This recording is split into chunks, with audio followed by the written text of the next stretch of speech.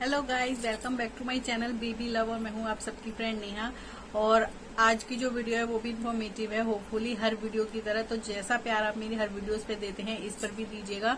और अगर आप मेरे चैनल पे नए हैं तो चैनल को सब्सक्राइब जरूर करें, जिससे कि आपको नॉर्मली जो मैं मेल्स के ऊपर या उनके सेक्सुअल प्रॉब्लम्स के ऊपर वीडियोस शेयर करती रहती हूँ वो आपको सबसे पहले मिले। साथ ही साथ वीडियो को लाइक कमेंट शेयर करना ना भूलें, क्योंकि हर कोई इन्फॉर्मेशन किसी न किसी के लिए इन्फॉर्मेटिव होती ही है। तो चलिए स्टार्ट करते हैं आज की वीडियो। तो जो आज की वीडियो उसमें मैं आपको स्पेशली बताने वाली हूँ मेंस की जो प्राइवेट पार्ट होते हैं उन्हें गर्मियों में आप कैसे हाइजीन रखें, कैसे मेंटेन करें। गर्मियों में जो है आपको पता है पसीना बहुत ज्यादा आता है, स्पेशली हम टाइट्स वगैरह पहनते हैं। और जो प्राइवेट पार्ट होते हैं वो सबसे ज्यादा ढका हुआ रहता है, या 24 घंटे वो ढका हुआ रहता है। तो वहां पर पसीने की, बदबू की, ये सब प्रॉब्लम बहुत ज्यादा होती है। उस समय ईचिंग, रैशेज वगैरह सब होते ही रहते हैं, बैक्टीरिया बिल्डअप हो जाते हैं। तो इन सब के लिए हमें कैसे हाइजीन मेंटेन करना है, स्पेशली समर में अपने प्राइवेट पार्ट के लिए, तो उस टॉपिक पर मैं आज वीडियो शेयर करने वाली हूँ। तो सबसे पहले अगर आपका जो प्राइवेट पार्ट है उसे ट्रिम कैसे करना है। तो आपका जो प्राइवेट पार्ट है उसे आपको हमेशा ट्रिम करके रखना है। ट्रिम मतलब आप क्लियर शेप भी कर सकते हैं, अदरवाइज अगर आप कंफर्टेबल है तो आप उसे कैंची से मतलब सीजर से ट्रिम कर भी कंफर्टेबल हो सकते हैं। एक्चुअली गर्मियों में जो आपका प्राइवेट पार्ट होता है उसे आपको मतलब उस पर जो हेयर होते हैं उन्हें हमेशा क्लियर करके रखना जरूरी होता है, क्योंकि बाल वगैरह जब ज्यादा होते हैं, कम भी होते हैं, तो उनमें पसीना बहुत ज्यादा आता है। पसीना बहुत ज्यादा आता है तो बदबू की शिकायत होती है, बदबू की शिकायत होती है तो साथ ही साथ बैक्टीरिया वगैरह बिल्डअप होते हैं, जिससे आपको इचिंग, रैशेज वगैरह की प्रॉब्लम हो सकती है। और सबके सामने अकेले में भी इचिंग वगैरह करना बहुत ही ऑकवर्ड सा फील होता है। तो कोशिश कीजिए हमेशा क्लियर रखिए। तो जो नीचे का आपका प्राइवेट पार्ट होता है, प्राइवेट पार्ट को हमेशा जो आप शेव करते हैं जब या उसे क्लियर करते हैं तो आप अच्छे से ट्रिमर का यूज कीजिए, जो इस तरह से आप हैंडल कर पाएंगे, आपको कट वगैरह ना लगे, क्योंकि नीचे की स्किन बहुत सेंसिटिव हो जाती है। वहां पर शेव करने में थोड़ा सा मतलब हमें ध्यान रखना पड़ता है, जिससे कि कट वगैरह ना लगे, क्योंकि बहुत दिक्कत हो सकती है आपको।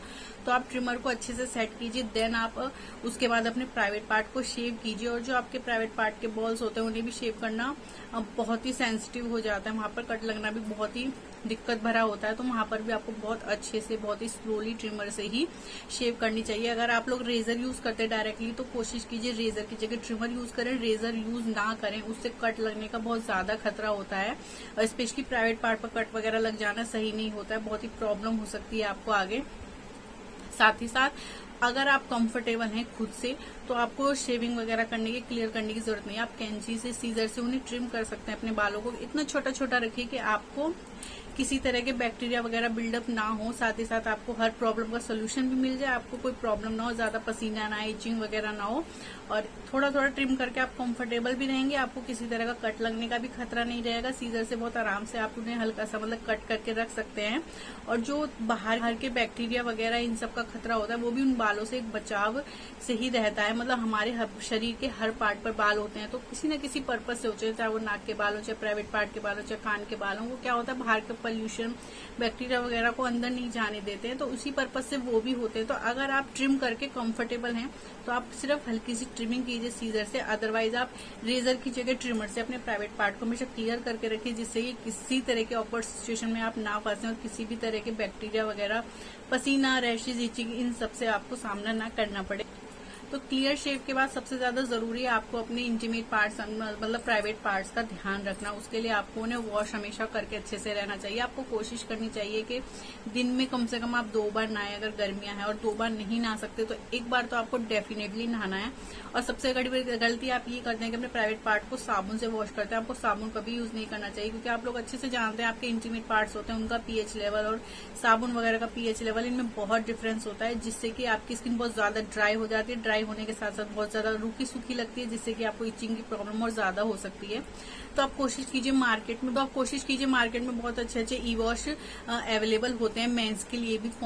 फोमिंग ई वॉश हो या कैसे भी सिंपली जेल वाले ई वॉश हो, आप उन्हें यूज कीजिए। वो आपके इंटीमेट एरिया के पीएच के अनुसार एकदम परफेक्ट होते हैं। साथ ही साथ एक मॉइस्चर प्रदान करते हैं, जिससे कि आपको एक सॉफ्टनेस रहती है, ज्यादा पसीना वगैरह नहीं आता।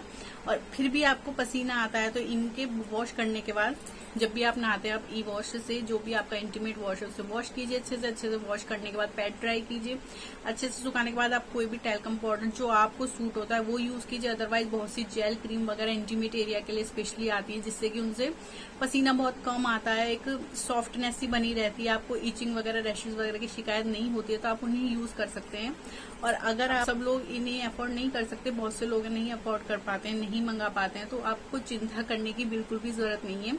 आप साबुन से तब भी ना धोएं। अगर आपको कुछ भी नहीं मिलता है तो आप नॉर्मली गुनगुने पानी से अपनी इंटीमेट पार्ट्स को अच्छे से वॉश कर सकते हैं, साबुन वगैरह बिना कुछ लगाए। और अगर आपको लगता है कि बैक्टीरिया वगैरह बिल्डअप आपके ज्यादा हो जाते हैं, पसीने वगैरह की बदबू ज्यादा आती है, या फिर आपको पसीना ही ज्यादा आता है तो नहाते टाइम आप नीम का पानी बॉयल कर सकते हैं, फिर उसे गुनगुना करके उसे अपने इंटीमेट पार्ट को वॉश कर सकते हैं। इससे आपकी जो एक नॉर्मली वे में अच्छे से वॉश हो जाएगा, बैक्टीरिया वगैरह बिल्डअप नहीं होंगे, एक एक्टिव एंटी बैक्टीरियल आपको प्रॉपर्टी वाला वाटर मिल जाएगा, जिससे आपका इंटीमेट एरिया अच्छे से साफ रहेगा, स्मूथ रहेगा। अदरवाइज आप ई वॉश वगैरह मार्केट में अच्छे हैं उन्हें यूज कर सकते हैं, जिससे कि आपको ईचिंग, रैशेज वगैरह किसी की भी प्रॉब्लम का सामना ना करना पड़े, स्पेशली गर्मियों में।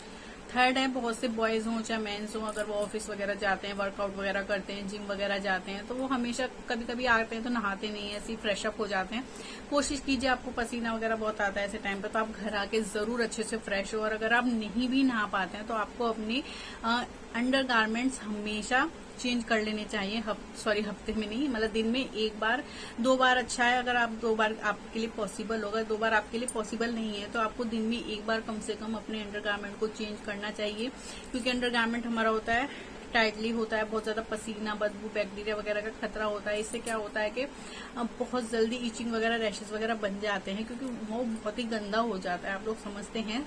तो आप कोशिश कीजिए उसे एक बार तो आपको दिन में चेंज करना ही करना है। कभी भी नहाने के बाद अपने अंडरगारमेंट को रिपीट नहीं करना है आपको, तो हमेशा कोशिश कीजिए दिन में 1 या 2 बार अपने अंडरगारमेंट्स को चेंज कीजिए, अच्छे से वॉश होइए, अच्छे से वॉश होइए। और वॉश होने की जगह अगर आप नहा सकते हैं तो वो तो बहुत ही अच्छा है, तो आप अच्छे से नहाइए। खुद को भी, मतलब जैसे आप अपने फेस का, स्किन का, बॉडी का ध्यान रखते हैं, उसी तरह आपको अपने इंटीमेट पार्ट्स का भी ध्यान रखना चाहिए, तो उन्हें भी अच्छे से वॉश करके पैड ड्राई करना चाहिए। देन आप अपने अंडरगारमेंट्स को चेंज करके फिर आप फ्रेश हो सकते हैं। और आखिरी बात यह है कि जब भी आप रात में सोते हैं, स्पेशली आप पूरा दिन ऑफिस में हो, चाहे कॉलेज में हो, चाहे आपका किसी भी तरह का वर्क हो, तो क्या होता है आपको अंडरगारमेंट्स वगैरह को भी टाइटली पहनने पड़ते हैं, जरूरी भी होते हैं। बट अगर जब आप रात को सोते हैं तो उस टाइम तो कोशिश कीजिए आपके जो इंटीमेट पार्ट्स हैं, प्राइवेट पार्ट है, वो भी सांस ले सके, उनमें भी हवा लग सके। तो कोशिश कीजिए रात को आप टाइट जो होते हैं आपके अंडरगारमेंट्स वगैरह उन्हें ना पहने। और अगर कुछ भी नहीं पहनते तो आप बॉक्सर्स पहन के सो सकते हैं। उनमें क्या होता है वो बहुत ही लूज होते हैं, कंफर्टेबल होते हैं, तो उनमें जो आपके प्राइवेट पार्ट है उन्हें भी थोड़ा ब्रीथ अप करने का मौका मिल जाता है, वो भी एकदम सुरक्षित रहते हैं। और जब ज्यादा टाइट हम कपड़े नहीं पहनेंगे तो ऑब्वियसली वहाँ पसीना वगैरह, बदबू, बैक्टीरिया, किसी भी तरह की प्रॉब्लम्स तो होंगी ही नहीं। तो कोशिश कीजिए, दिन में नहीं कर सकते हैं तो रात में एकदम लूज और कंफर्टेबल कपड़े पहन के सोइए, रात में एकदम लूज और कंफर्टेबल कपड़े पहनकर रहिए। जल्दी सोते हैं चाहे लेट सोते हैं, इससे कोई फर्क नहीं पड़ता है। बट इन सब टिप्स को यूज करके आप अपने इंटीमेट पार्ट को गर्मियों में भी सुरक्षित, साफ और बिना रैशेस के या बिना बैक्टीरिया के रख सकते हैं, एकदम हेल्दी रख सकते हैं अपने इंटीमेट पार्ट्स को भी। तो इन टिप्स को जरूर यूज कीजिए और यूज करके मेरे साथ फीडबैक जरूर शेयर कीजिएगा कि हाँ, इन सब चीजों से आपको फायदा मिल रहा है। और किसी भी तरह के इन चीजों में भी अगर आपको डाउट्स है तो मुझे कमेंट कर सकते हैं, मैं आप लोगों को जरूर से जरूर इनकी प्रॉब्लम्स का सोल्यूशन जरूर दूंगी। तो इन सब टिप्स को जरूर यूज की। आपको आज की वीडियो बहुत अच्छी लगी होगी, आप लोगों के लिए समर में स्पेशली इंफॉर्मेटिव होने वाली है ये वीडियो। तो इन सब टिप्स को अपनी लाइफ में, डेली रूटीन में इंक्लूड कीजिए, अपने प्राइवेट पार्ट को भी हेल्दी बनाइए, अपनी तरह सेफ रहिए, सुरक्षित रहिए। तो चलिए मिलती हूँ आपसे नेक्स्ट वीडियो में, तब तक के लिए bye, take care and thanks for watching.